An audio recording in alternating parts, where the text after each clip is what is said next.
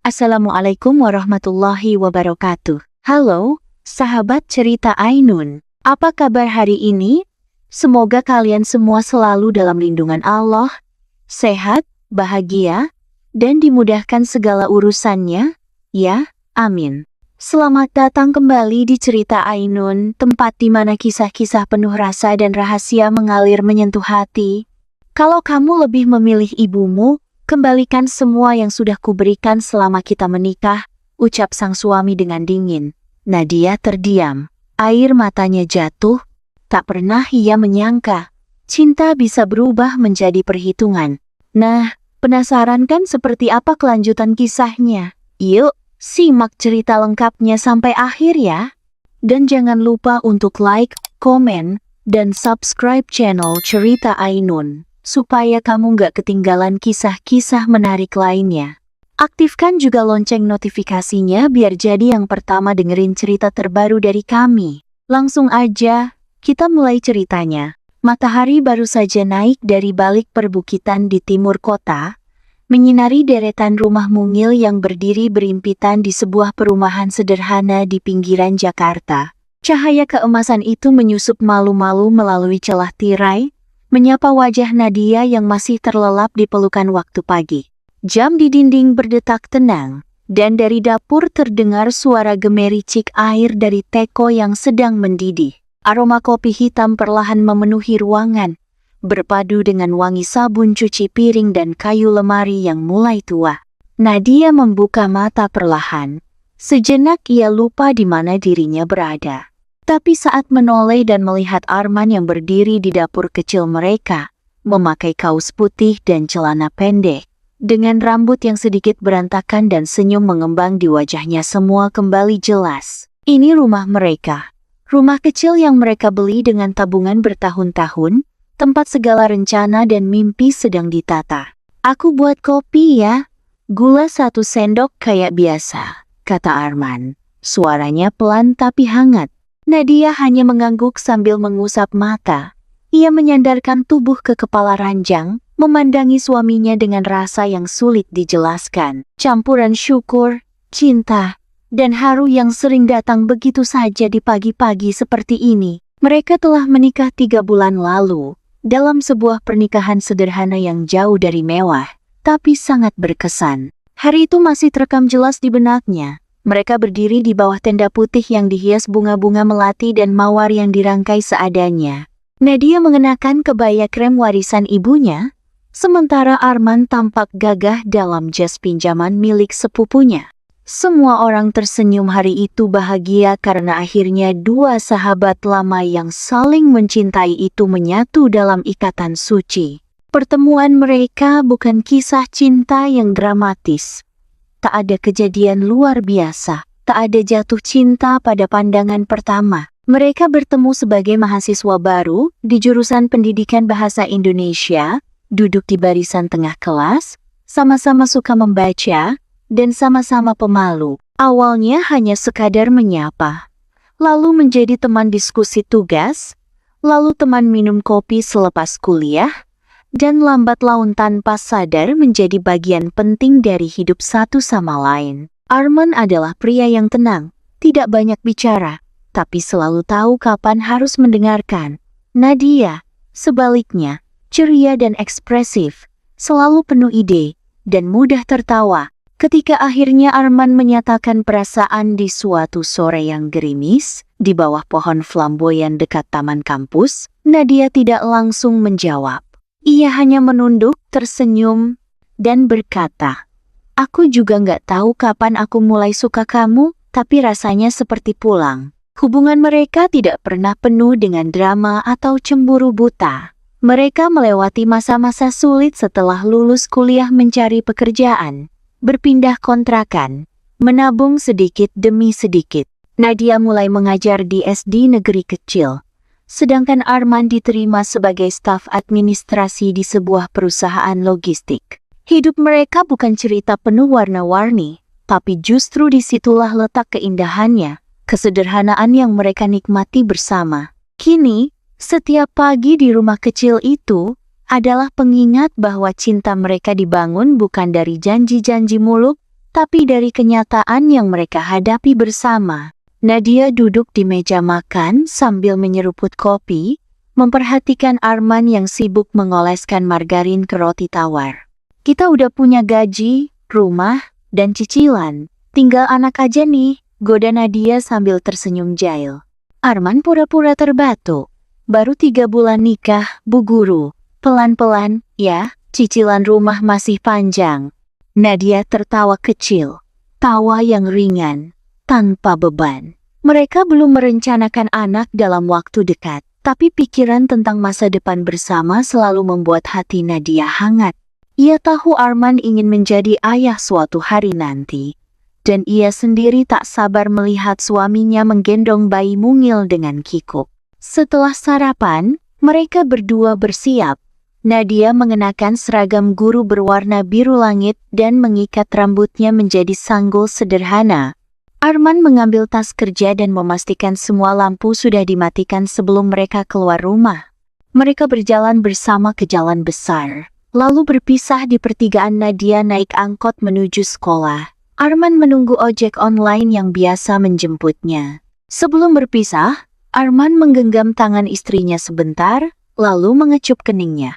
Hati-hati ya. Iya, kamu juga. Mereka saling berpandangan sejenak, tak perlu kata-kata banyak. Cinta mereka tidak perlu diucapkan setiap saat, karena terasa di setiap gerakan, dalam setiap kebiasaan kecil, dalam cara mereka saling melihat.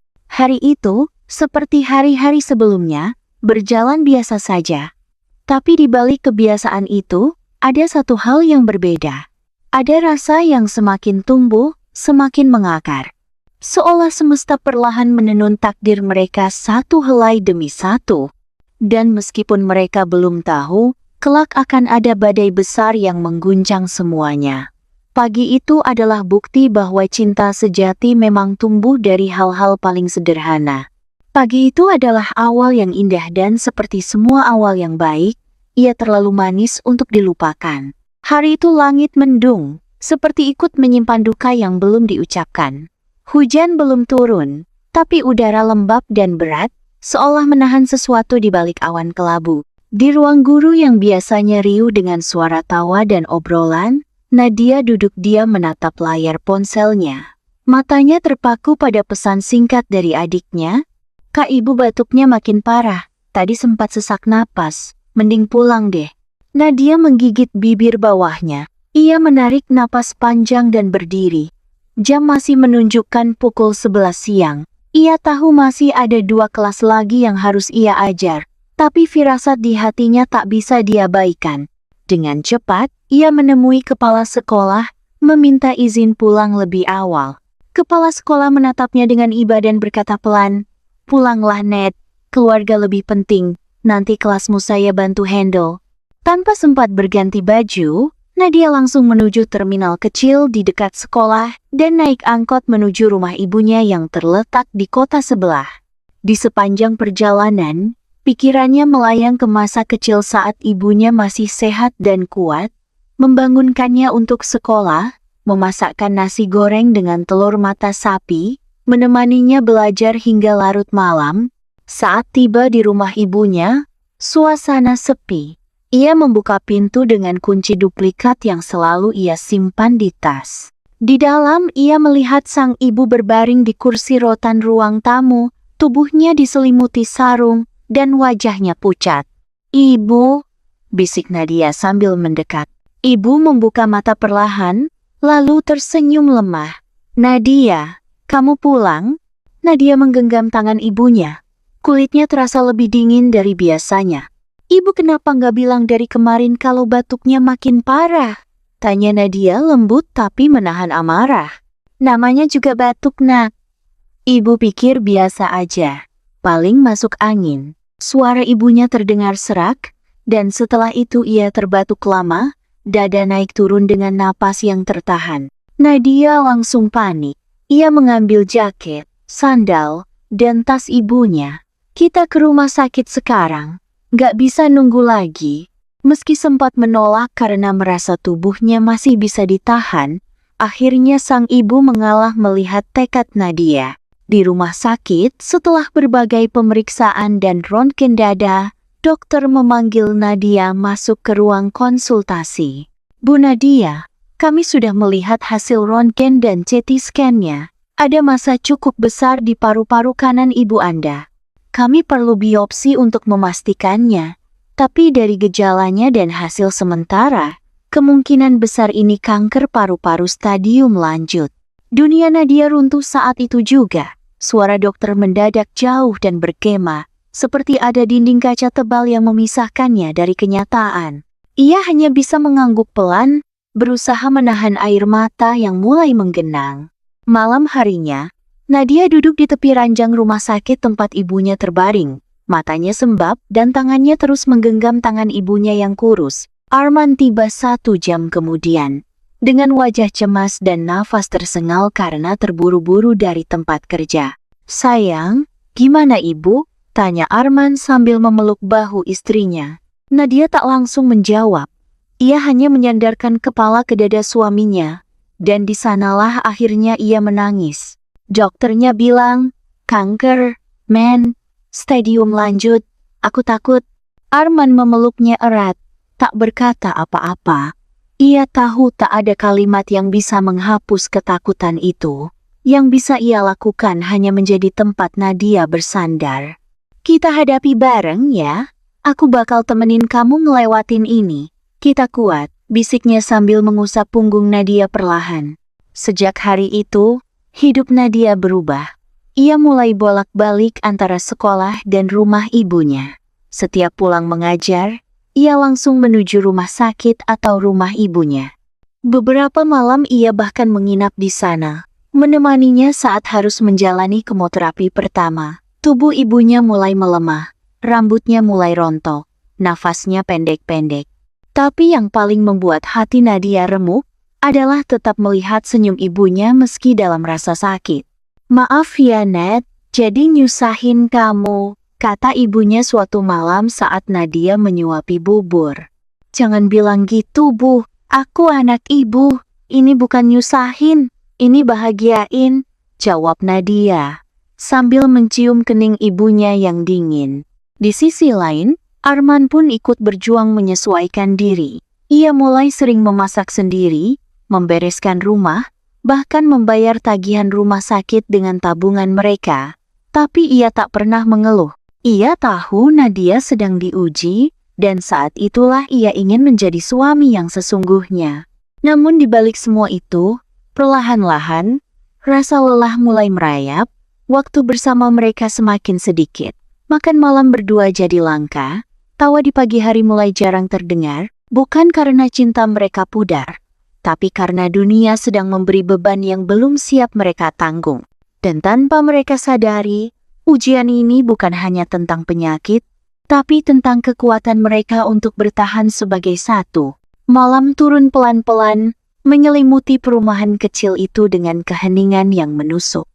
Lampu-lampu rumah tetangga mulai menyala satu persatu, menerangi jalanan sempit yang licin oleh gerimis sore tadi. Arman berdiri di depan pintu rumahnya yang gelap, memutar kunci lalu masuk. Suara derit pintu adalah satu-satunya sambutan yang ia terima malam itu. Sepi. Tak ada aroma masakan yang biasa menyambutnya. Tak ada suara Nadia yang memanggilnya dari dapur atau ruang tengah. Hanya bau sabun yang sudah lama mengering di wastafel dan udara lembab yang membuat dinding terasa lebih dingin dari biasanya. Ia meletakkan tas kerja di sofa, membuka sepatu, lalu duduk diam. Matanya mengarah ke meja makan. Meja itu kosong, tak ada nasi, tak ada lauk, bahkan taplaknya masih terlipat rapi seperti pagi tadi. Jam dinding berdetak lambat, seolah mengolok-olok waktu yang terasa lebih panjang ketika sendirian. Arman mengambil ponselnya dan membuka pesan terakhir dari Nadia siang tadi. Maaf mas, hari ini ibu drop lagi. Aku nginep ya. Hanya itu. Singkat, dingin, tanpa emoji, tanpa aku kangen, seperti dulu. Arman menatap layar beberapa detik sebelum akhirnya meletakkan ponselnya di meja. Ia berdiri dan menuju dapur, membuka kulkas yang nyaris kosong. Hanya ada sisa tumis kangkung 2 hari lalu dan telur. Ia menghela napas, lalu mengambil satu butir, memecahkannya di penggorengan, dan membuat telur ceplok seadanya. Tak lama kemudian, ia duduk sendirian di meja makan, menyantap makan malam dalam diam. Tak ada obrolan, tak ada tawa, tak ada Nadia. Beberapa minggu terakhir, semuanya berubah. Awalnya Arman mencoba mengerti. Ia tahu Nadia sedang menghadapi masa sulit.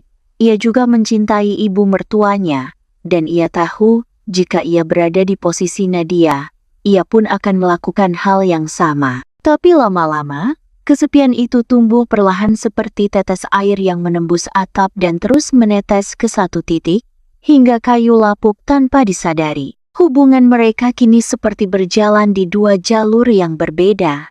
Nadia sibuk di rumah sakit, bolak-balik mengurus kemoterapi, jadwal kontrol, dan kebutuhan ibunya. Arman tetap pulang ke rumah yang semakin hampa. Komunikasi mereka kian singkat. Bahkan sapaan pagi yang dulu hangat, kini berganti dengan pesan kaku seperti, "Jangan lupa makan ya." Suatu malam, Arman memutuskan untuk berbicara. Nadia baru pulang dari rumah sakit. Matanya sembab dan wajahnya terlihat sangat letih.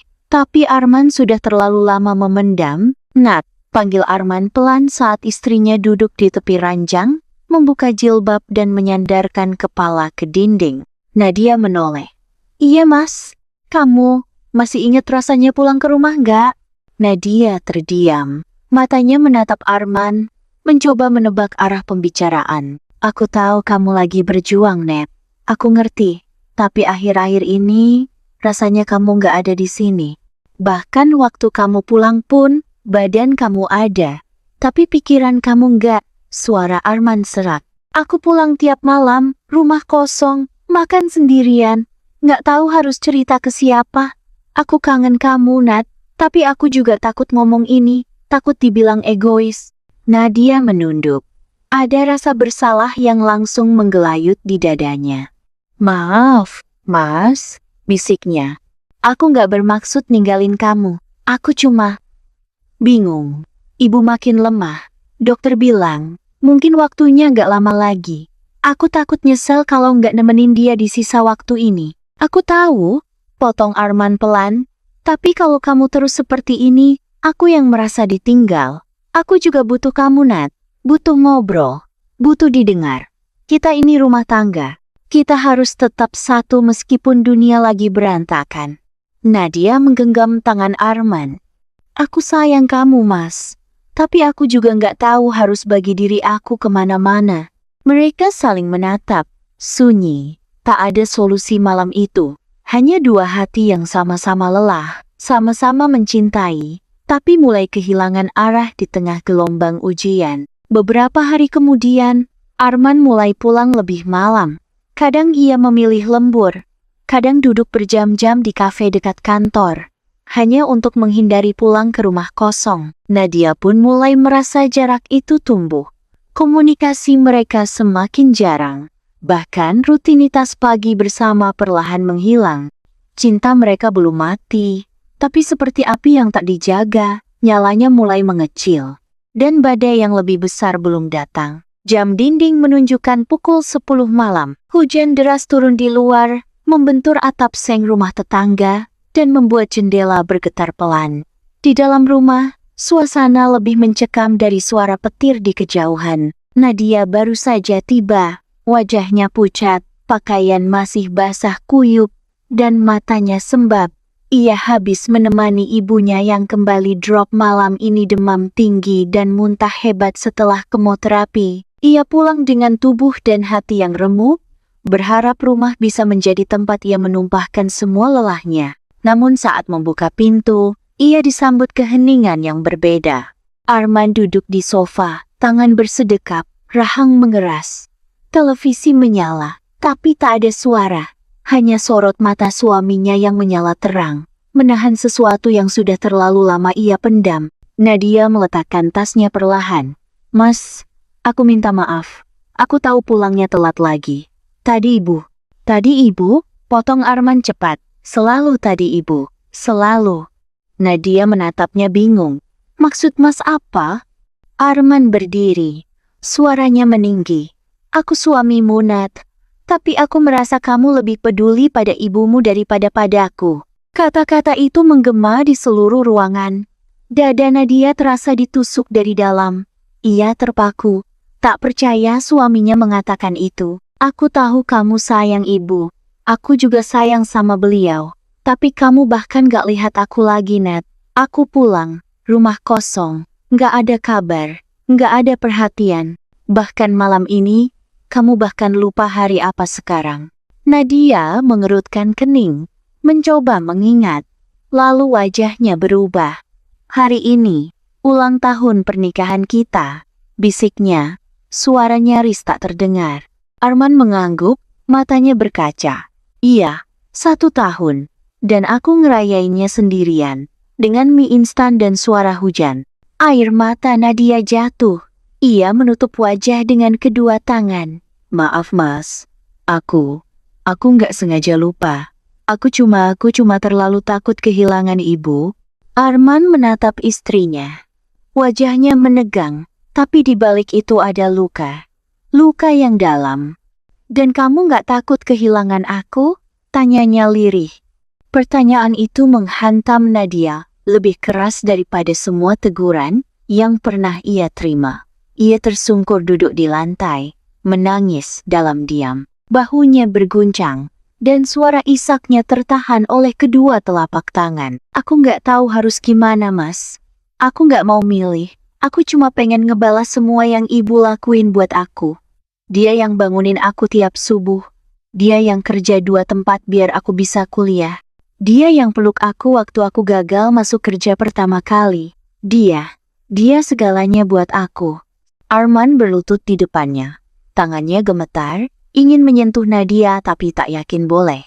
Aku gak pernah minta kamu milih, Nat. Aku cuma pengen kamu inget, aku juga ada di sini. Aku juga lagi belajar kuat. Tapi kalau kamu terus lari ke sana, terus ninggalin rumah kita ini perlahan bukan kita lagi. Sunyi mengisi ruangan. Hanya suara hujan yang masih turun deras di luar. Dan suara napas mereka yang tak beraturan. Setelah beberapa menit, Nadia berdiri, matanya sembab. Aku nginep di rumah ibu malam ini, katanya pelan. Arman mendongak.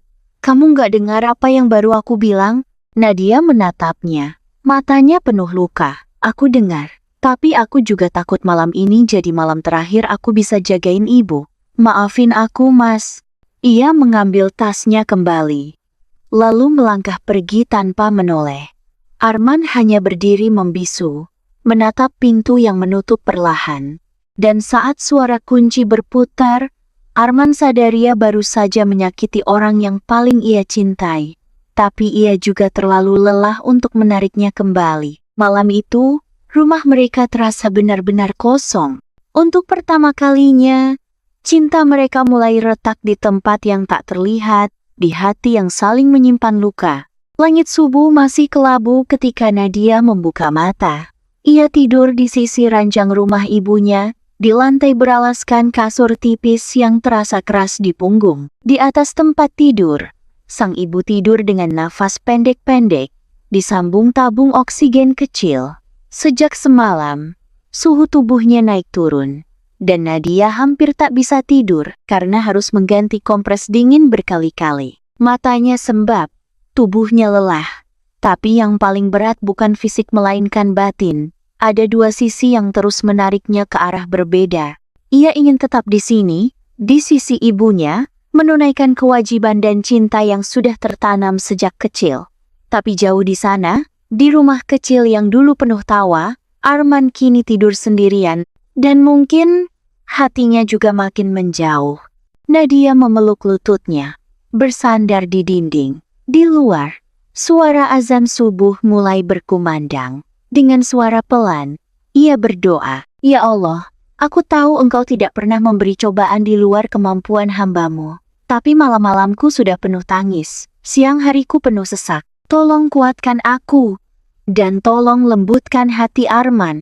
Aku hanya ingin menjaga 2 cinta yang paling berarti dalam hidupku." Sore itu, Nadia pulang sebentar untuk mandi dan mengambil beberapa baju. Ia membuka pintu rumahnya perlahan, berharap bisa mencuri sedikit waktu tenang. Namun saat ia masuk, ia terkejut. Arman ada di dapur, sedang merapikan sisa makan malam sendiri. Lagi, Arman menoleh, tampak lelah, tapi matanya tak menyimpan marah seperti sebelumnya. Hanya dingin. "Mas," ucap Nadia pelan. Arman tak menjawab langsung.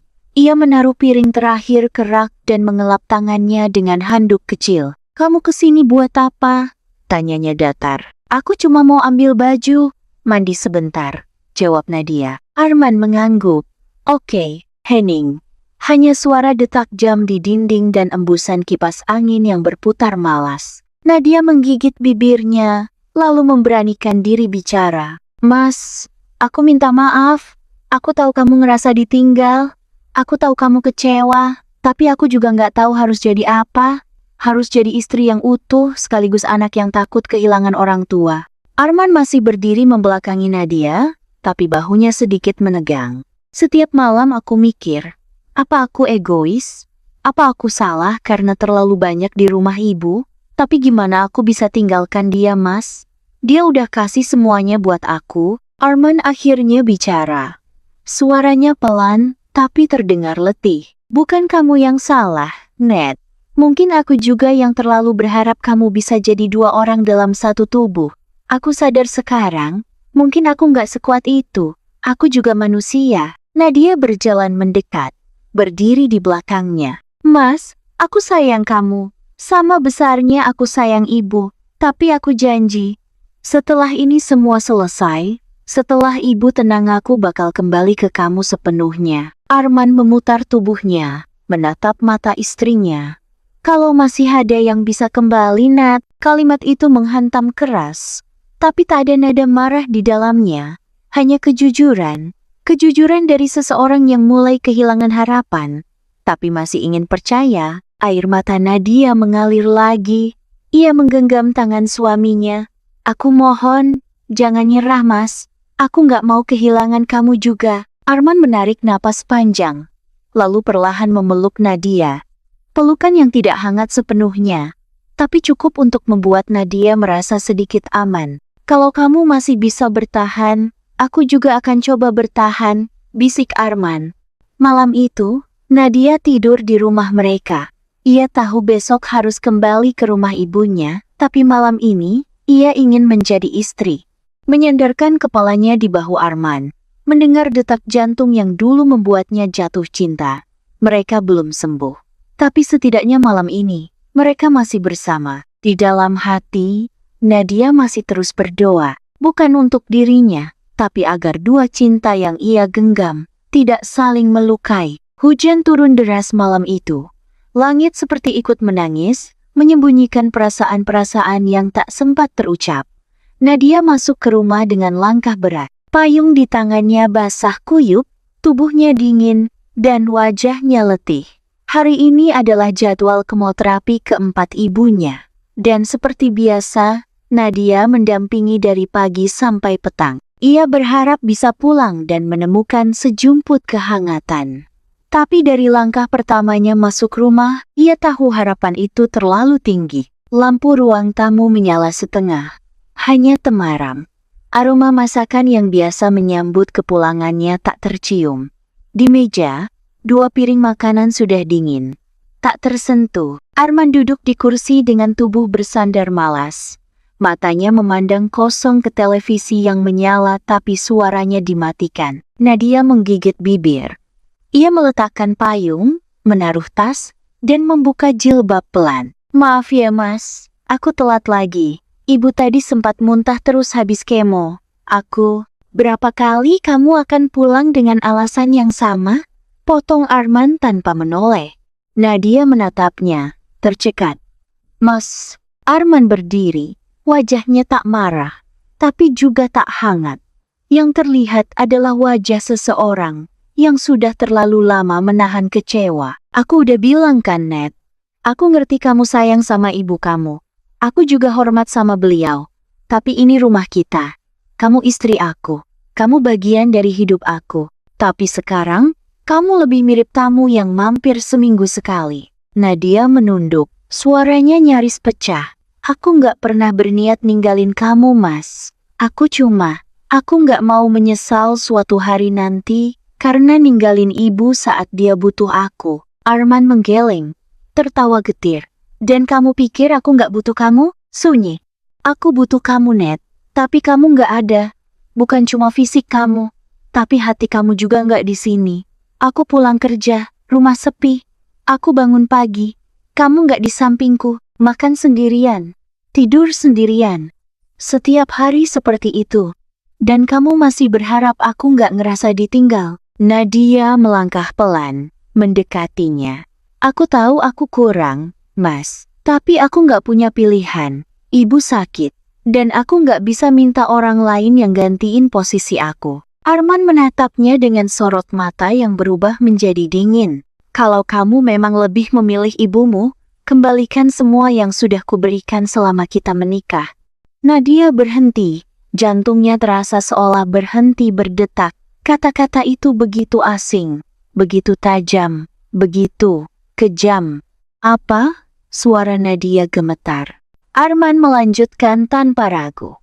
Rumah ini, motor itu, tabungan kita, kamu tahu kan semua itu atas nama berdua. Tapi kalau kamu merasa kamu udah nggak ada di sini sepenuhnya, lebih baik kita selesaikan semuanya sekarang. Pisahkan, biar jelas. Nadia merasa tubuhnya melemah. Ia menatap suaminya laki-laki yang dulu memintanya menikah dengan janji akan selalu melindungi. Sekarang pria itu berdiri di hadapannya dengan mata yang penuh tuduhan. Kamu menganggap aku tamu yang menumpang di rumah ini? Bisiknya lirih. Arman diam. Tapi diamnya menjawab lebih keras dari kata-kata. Aku rela nggak tidur. Rela bolak-balik rumah sakit.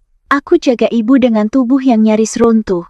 Tapi hati aku selalu nyebut nama kamu. Aku selalu mikir, semoga Mas Arman ngerti. Tapi sekarang, kamu malah minta aku balikin semua yang udah kamu kasih. Cinta kita. Kamu ukur dengan harta? Ini bukan soal uang, Nat. Ini soal keadilan. Arman membalas, suaranya tinggi. Keadilan? Seru Nadia. Di mana letak adilnya kalau kamu menuntut aku membagi cinta yang sedang dalam duka? Kamu tahu ibu sudah divonis tinggal beberapa bulan lagi kan? Aku cuma mau gunakan waktu yang tersisa. Tapi kamu minta aku membayar semua ini seperti aku dagang perasaan? Arman membalas cepat. Lalu bagaimana dengan aku yang setiap hari kehilangan istri sedikit demi sedikit? Apa aku nggak berhak merasa terluka?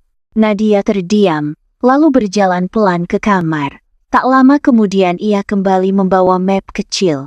Ia meletakkannya di meja dengan tenang. Tangannya gemetar. Ini salinan surat rumah, tabungan, motor, semua data yang kita punya.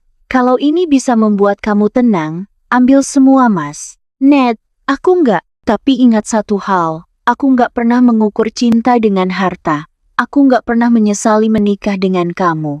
Tapi aku sangat menyesal, karena cinta yang kita bangun selama bertahun-tahun bisa hancur hanya karena kamu merasa terbagi. Arman terdiam. Pukulan itu terasa telat. Untuk pertama kalinya, ia merasa menjadi laki-laki yang kalah bukan karena dicurangi, tapi karena kehilangan kehangatan yang dulunya membuatnya utuh. Aku akan tidur di rumah ibu malam ini, ucap Nadia pelan.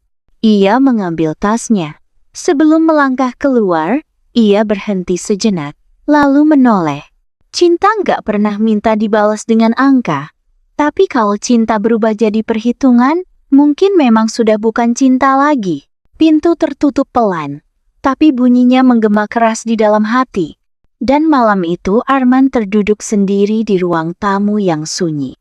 Ia memandangi map berisi perhitungan cinta yang ia minta sendiri, dan hatinya mulai runtuh. Pagi itu langit mendung, seolah alam pun tahu bahwa ada hati yang akan terluka lebih dalam dari sebelumnya. Nadia berdiri di tengah kamar yang pernah menjadi saksi cinta mereka. Ia membuka lemari satu persatu, lalu mengeluarkan benda-benda yang dulu dibeli bersama Arman mas kawin yang sudah agak pudar, motor yang dibeli setelah 3 tahun menikah, blender hadiah ulang tahun, dan berbagai perabot kecil lainnya. Setiap benda yang disentuh seperti membuka kembali satu lembar kenangan. Gelang emas kecil itu, misalnya dulu diberikan Arman saat mereka berhasil lunasi cicilan rumah pertama. Saat itu Arman memeluknya erat dan berkata, "Kamu pantas punya segalanya, Nat. Ini baru awal." Kini benda itu tak lagi berbicara tentang cinta, tapi tentang perpisahan. Nadia memasukkan semuanya ke dalam kardus, satu persatu, pelan-pelan. Tangannya gemetar, dadanya sesak, tapi ia tetap melakukan semuanya dengan keteguhan yang entah datang dari mana. Mungkin dari luka yang sudah terlalu dalam, hingga air mata pun terasa hambar. Siang itu, Arman pulang lebih awal. Ia tidak menyangka Nadia ada di rumah. Ia mematung di ambang pintu saat melihat ruang tamu dipenuhi kardus. Beberapa perabot kecil sudah ditata rapi. Bahkan helm motor mereka yang dulu selalu tergantung di dinding kini sudah dimasukkan ke dalam tas plastik. Nadia duduk di lantai, merapikan dokumen. Ia menoleh perlahan saat menyadari kehadiran Arman. "Hai," sapanya pelan. Suaranya seperti bayangan dari dirinya yang dulu lembut, tapi tak lagi utuh. Arman melangkah masuk, perlahan. "Apa ini semua?" "Aku cuma menyelesaikan apa yang Mas minta," jawab Nadia, berusaha tegar. "Ini semua yang pernah Mas beri. Aku udah data semuanya. Kalau ada yang kurang, bilang saja, aku bisa cari." Arman menghela napas, lalu duduk di sofa. Tangannya mengepal. "Kenapa kamu benar-benar lakuin ini, Nat?" Nadia menunduk.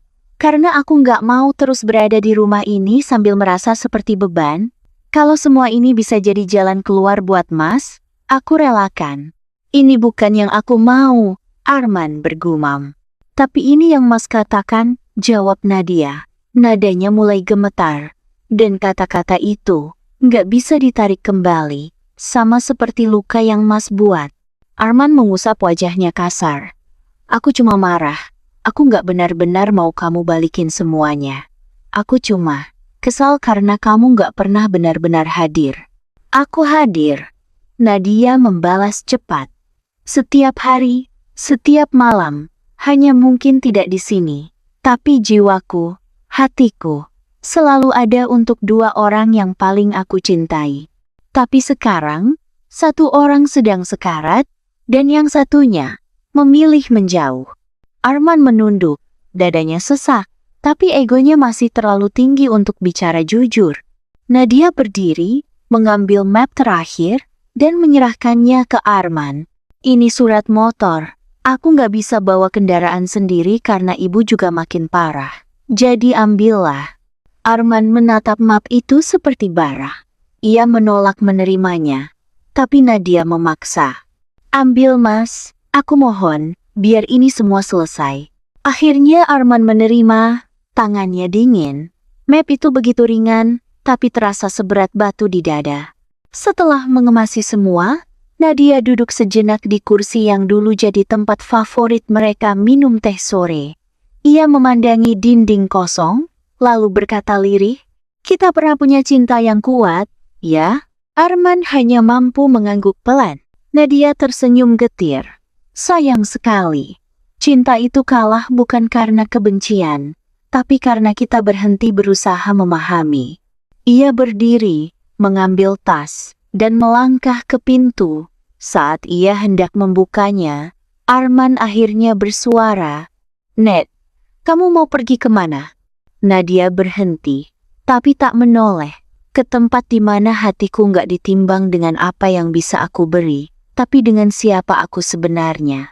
Dan pintu itu pun tertutup, meninggalkan Arman duduk sendiri di antara tumpukan benda-benda yang tak pernah ia inginkan kembali karena yang benar-benar ia inginkan sudah pergi. Hujan turun rintik-rintik pagi itu. Udara terasa dingin, bukan hanya karena cuaca, tapi juga karena hati Nadia yang sedang bergemuruh dalam diam. Ia duduk di ruang tengah rumah ibunya, mengenakan sweater abu-abu tua, rambut disanggul rapi, wajahnya pucat tanpa riasan. Di hadapannya, di atas meja kayu yang sudah tua dan penuh goresan kenangan, tergeletak sebuah map coklat dengan segel kantor pengadilan agama. Hari itu adalah ulang tahun ibunya yang ke-62. Namun tak ada kue, tak ada lilin, tak ada towel. Yang ada hanyalah Nadia, ibunya, dan kertas-kertas hukum yang akan memutuskan sesuatu yang dulu ia pikir akan abadi. Ia membuka map itu perlahan. Tangannya gemetar. Surat cerai itu begitu dingin hitam di atas putih. Nama Arman tertulis di sana, bersandingan dengan namanya sendiri. Seolah mereka hanya dua pihak yang sedang menyelesaikan urusan bisnis. Padahal di balik nama itu, ada cinta yang dulu begitu dalam, mimpi yang dulu ditulis berdua, dan doa-doa panjang yang dulu tak pernah henti. Ibunya duduk di sampingnya, diam. Tubuhnya makin kurus, napasnya pendek-pendek, tapi tatapan matanya masih lembut. Nadia menatap surat itu lama sekali. Air matanya sudah mengering. Ia tak lagi menangis seperti kemarin atau hari-hari sebelumnya. Sekarang, hatinya hanya sunyi, seperti perahu yang telah kehilangan angin. Lalu ia mengambil pena dan perlahan menandatangani bagian akhir surat itu. Satu goresan, lalu selesai. Tangannya bergetar, napasnya tersendat, tapi ia tetap menulis namanya, menyelesaikan apa yang sudah dimulai. Setelah itu, ia hanya diam, menatap namanya sendiri di kertas itu, seperti melihat nisan atas cinta yang sudah mati. Ibunya kemudian meraih tangannya, menariknya ke dalam pelukan. Pelukannya hangat, meski tubuhnya rapuh. Tak ada kata yang diucapkan, tapi Nadia merasakan semuanya. Seolah pelukan itu berkata, "Ibu tahu kamu hancur, tapi kamu gak sendiri. Ibu selalu di sini." Nadia membenamkan wajahnya di bahu ibunya. Tangisnya akhirnya pecah bukan karena Arman, tapi karena ia tak tahu berapa lama lagi ia bisa memeluk satu-satunya cinta yang masih tersisa. Setelah beberapa menit, ibunya berbisik lirih, "Terima kasih nak, karena kamu gak pernah pergi dari sisi ibu." Nadia mengangguk dalam tangis. "Justru ibu yang gak pernah ninggalin aku. Bahkan ketika semuanya runtuh, hari itu, tak ada ucapan ulang tahun, tak ada bunga, tapi ada pelukan yang lebih berarti dari segalanya. Pelukan seorang ibu, yang menjadi tempat terakhir Nadia bersandar ketika dunia menolaknya, dan cinta tak lagi memberinya rumah." Surat cerai itu selesai, tapi luka di hati Nadia baru saja dimulai. Pagi itu, matahari enggan muncul. Langit masih kelabu ketika Nadia membuka jendela rumah ibunya. Udara dingin menyeruak masuk, mengisi kamar kecil dengan aroma embun dan tanah basah. Di dapur, suara air mendidih menemani langkahnya yang pelan. Tangannya lincah menyiapkan bubur kesukaan ibunya, sementara matanya menatap kosong ke arah halaman belakang, di mana pohon jambu air dulu pernah mereka tanam bersama ayahnya. Sudah 2 minggu berlalu sejak ia menandatangani surat cerai. 2 minggu penuh diam, tanya dalam hati, dan air mata yang hanya mengalir saat tidak ada yang melihat. Tapi perlahan, sesuatu dalam dirinya mulai berubah. Ia mulai bisa bangun lebih pagi, mulai bisa mencuci rambut tanpa merasa itu sia-sia. Dan pagi ini, ia bahkan tersenyum tipis saat melihat kucing tetangga melompat ke teras rumah. "Ibu, ayo makan dulu," ucapnya lembut saat masuk ke kamar. Ibunya terbaring lemah, tapi masih bisa tersenyum saat mencium aroma bubur buatan Nadia. Wajahnya tampak lelah, tulang pipinya makin menonjol, namun sorot matanya tetap hangat.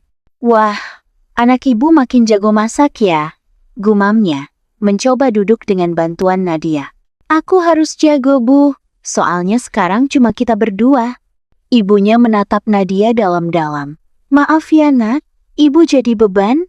Harusnya kamu hidup bahagia." Nadia meletakkan sendok di tangan ibunya. "Ibu bukan beban. Ibu adalah satu-satunya alasan aku masih bisa bangkit." Mereka makan bersama dalam keheningan yang nyaman. Di sela-sela suapan, sesekali ibunya menggenggam tangan Nadia, seolah ingin memastikan bahwa putrinya masih kuat. Pukul 7:15, Nadia sudah bersiap berangkat ke sekolah.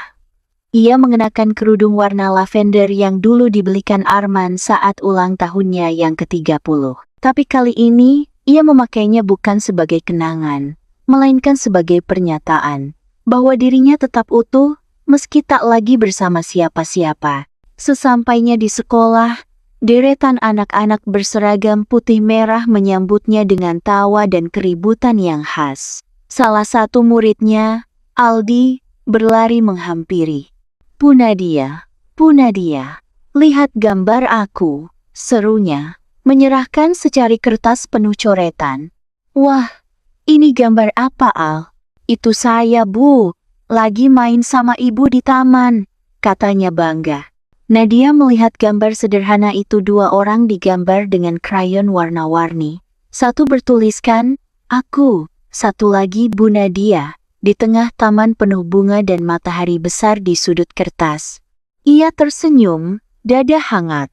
"Terima kasih ya Aldi, Ibu senang banget."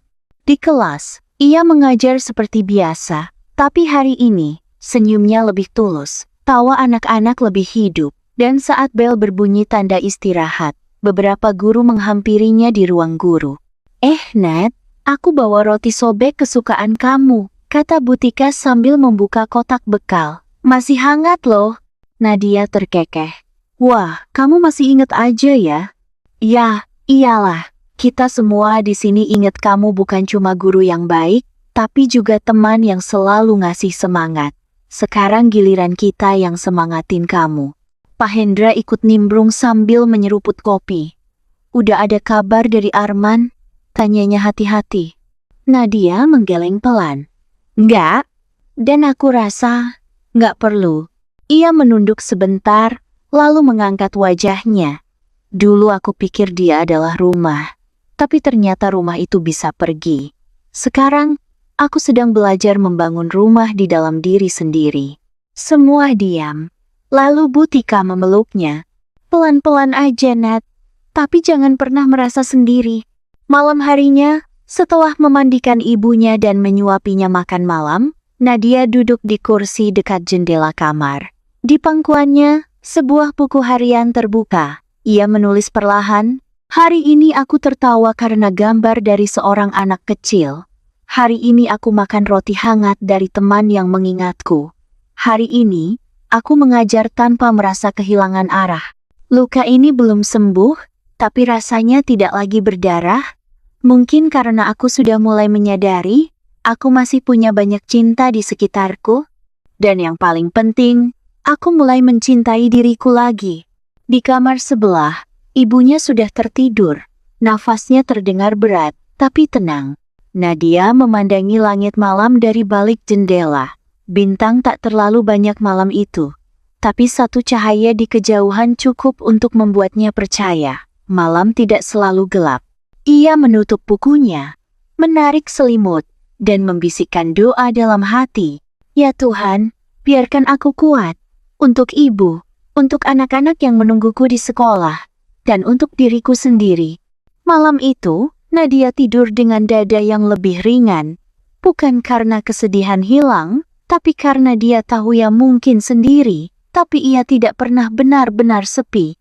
Hari itu, langit begitu tenang. Matahari menyorot lembut dari balik tirai kamar, menerangi wajah seorang perempuan tua yang terbaring lemah di tempat tidur.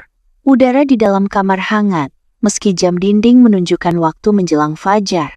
Nadia duduk di sisi ranjang, menggenggam tangan ibunya yang kurus, sementara lantunan doa lembut keluar dari bibirnya yang bergetar. Ia sudah tahu waktunya akan tiba. Tubuh ibunya sudah sangat lemah. Nafasnya satu-satu, seperti lilin yang nyalanya tinggal setitik. Tapi senyum masih menghiasi wajahnya. Seolah ia tahu, ia akan pergi bukan dalam kesendirian. "Ibu," bisik Nadia pelan. Air mata mengalir perlahan di pipinya. Ibunya membuka mata dengan susah payah, menatap putrinya dengan pandangan yang dalam. Tangannya mengelus jari-jari Nadia dengan sisa tenaga. "Nat, kamu hebat, Nak." Suaranya sangat lirih, hampir tak terdengar.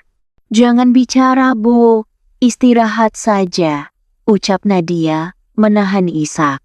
Tapi ibunya tetap berbicara, seperti menyampaikan kata-kata terakhir yang sudah lama disimpan.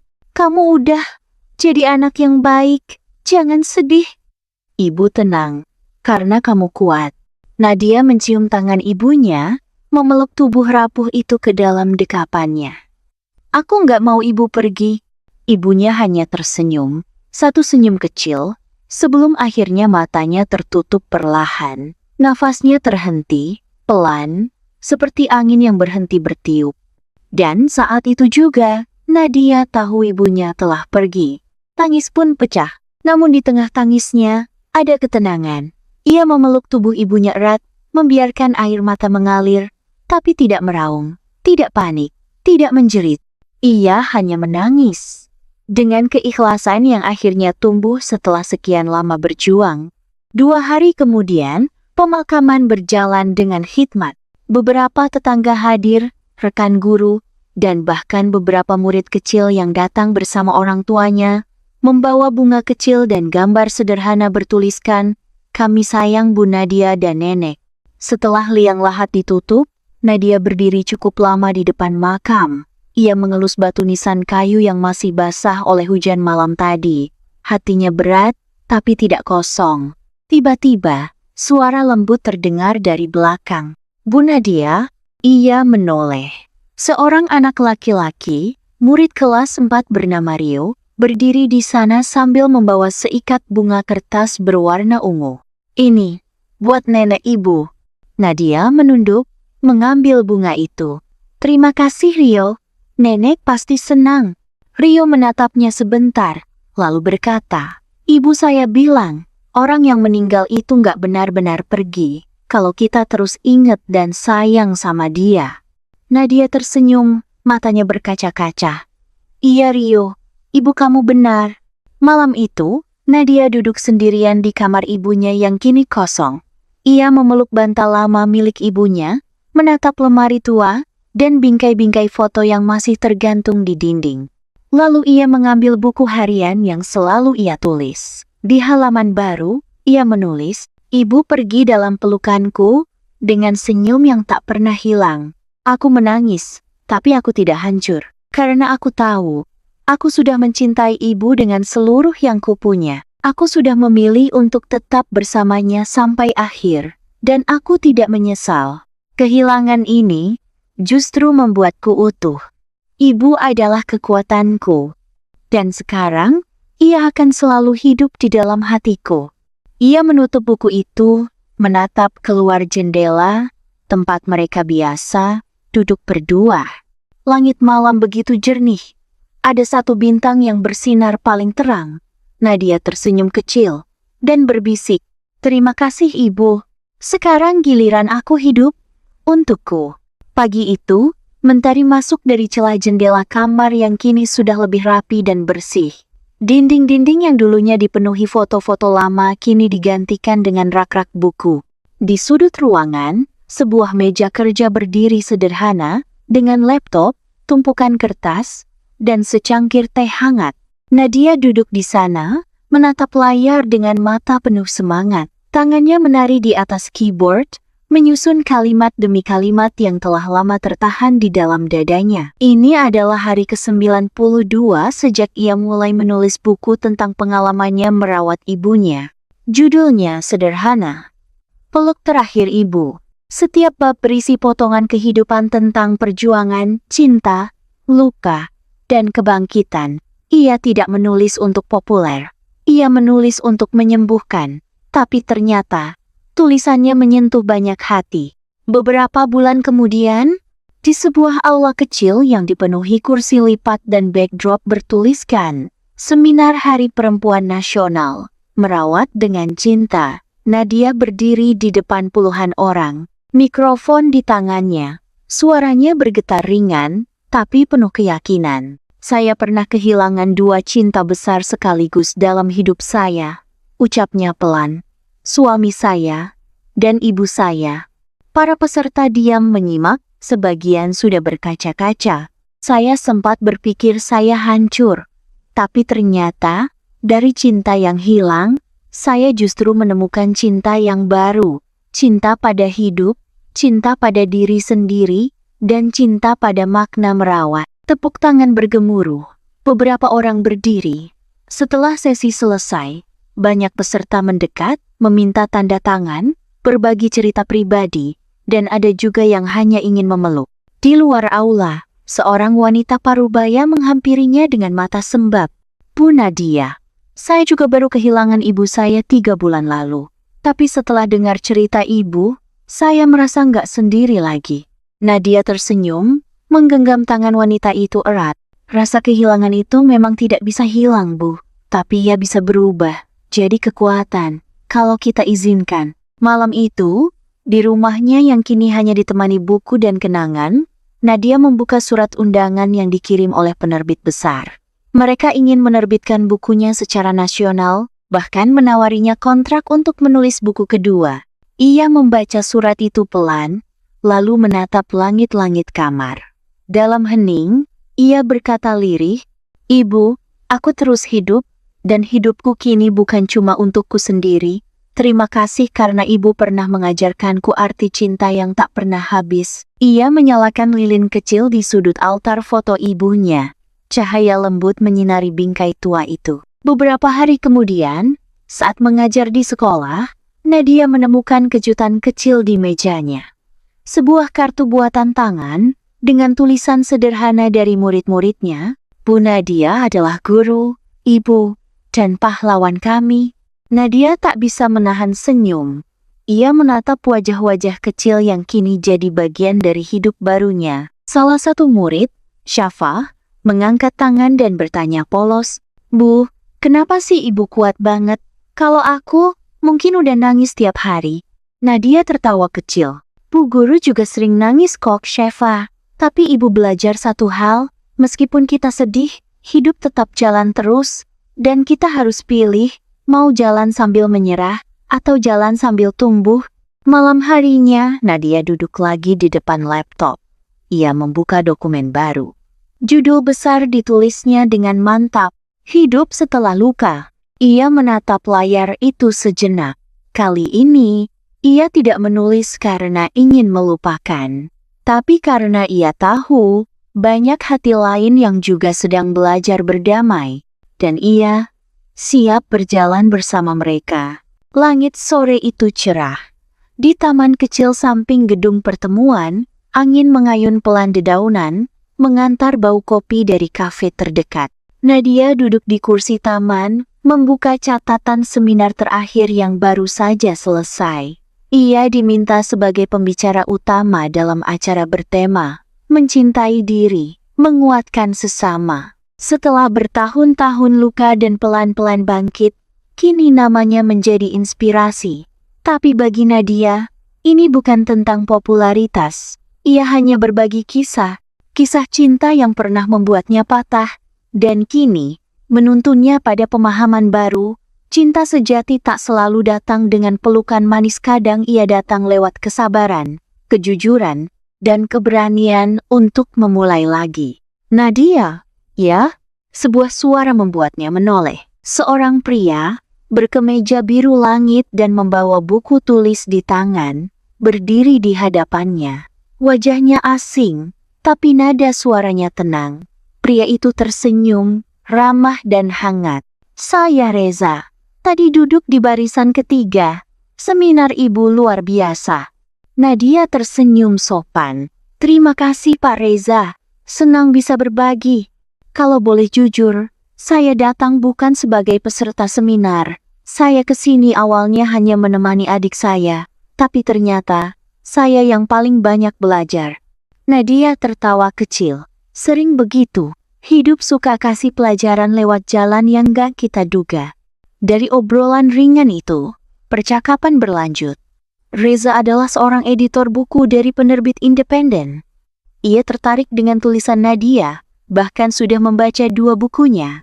Namun lebih dari itu, ia tertarik pada cara Nadia menyampaikan cinta, tanpa drama, tapi dalam, tanpa menyalahkan masa lalu, tapi merangkulnya sebagai bagian dari proses.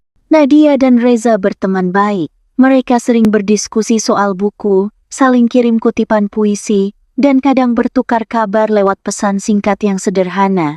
Tidak ada gombal, tidak ada paksaan. Hubungan mereka tumbuh seperti tanaman yang disiram secukupnya. Pelan, tapi kuat. Suatu malam, Setelah menghadiri peluncuran buku terbaru Nadia, Reza mengajaknya makan malam di warung tenda sederhana. Aku punya satu pertanyaan yang mungkin butuh waktu lama untuk kamu jawab, kata Reza sambil menatap nasi gorengnya yang mengepul. Nadia mengangkat alis, tersenyum penasaran. Pertanyaan macam apa tuh? Reza menarik napas, lalu menatap Nadia dalam-dalam. Kamu bersedia kalau suatu hari nanti aku berjalan bersamamu, bukan untuk menggantikan siapapun, tapi untuk menemani kamu, sejauh kamu mau. Nadia terdiam, bukan karena bingung, tapi karena hatinya terasa hangat, tak ada tekanan, tak ada harus, hanya undangan untuk berjalan bersama. Ia menatap pria di depannya, dan perlahan berkata, Reza, aku tidak mencari cinta yang sempurna. Aku hanya butuh seseorang yang tahu bahwa cinta bukan soal memiliki, tapi soal menemani. Dan sepertinya, kamu paham itu. Reza tersenyum. Aku tidak akan buru-buru, aku cuma ingin jadi orang yang bisa kamu percaya. Dan sejak malam itu hubungan mereka mulai bergeser dari persahabatan yang nyaman, menjadi kasih yang perlahan tumbuh. Beberapa tahun kemudian, di halaman belakang rumah kecil penuh bunga, Nadia menggelar kelas menulis untuk ibu-ibu dan remaja perempuan. Ia tak hanya menjadi penulis sukses, tapi juga pembicara, mentor, dan teman. Di sampingnya, Reza sibuk menyusun tumpukan buku yang baru dicetak. Di antaranya, ada buku terbaru Nadia berjudul Cinta yang Sembuh. Di pangkuan mereka, seorang anak perempuan kecil tertidur. Hasil adopsi mereka berdua seorang bayi yang ditinggalkan ibunya di rumah sakit dan kini diberi nama Harumi, yang berarti kecantikan musim semi. Nadia menatap keluarga kecilnya. Tak seperti dongeng, kisah ini dimulai dengan luka. Tapi ia tahu, luka yang dipeluk dengan kasih tidak sia-sia. Ia tersenyum, lalu berbisik pada dirinya sendiri. Cinta tidak datang sekali. Kadang ia pergi untuk mengajarkan kita arti kehilangan. Lalu kembali dalam bentuk yang lebih dewasa. Dan kali ini, aku siap menjaganya.